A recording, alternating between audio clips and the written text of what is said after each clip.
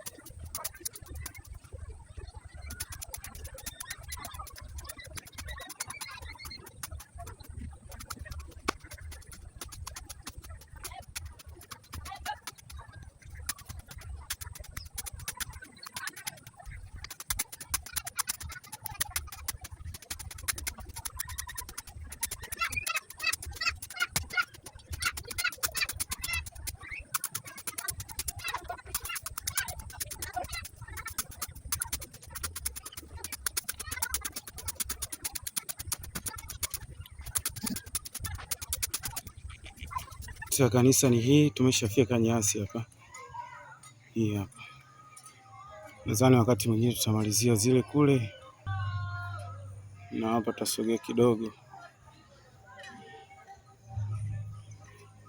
Ndio mazingira yetu ya ndani ya kanisa letu ambalo tunaenda kuanza kufanya huduma mahali hapa. Haya ndio mazingira ambavyo yalivyo. Ninawapostia hii ili muone nilikotoka ni wapi, na sasa ndio ninaanza kuinuka kuifanya kazi ya Mungu mahali hapa. Haya ndio mazingira ya ndani. Hapa kuna kifusi kinahitajika kimwagwe, kianzie humu. Kianzie humu mpaka kule mwisho. Bwana Yesu asifiwe sana.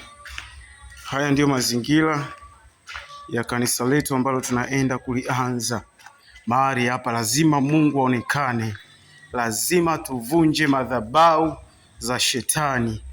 Bwana Yesu asifiwe sana. Bwana Yesu asifiwe.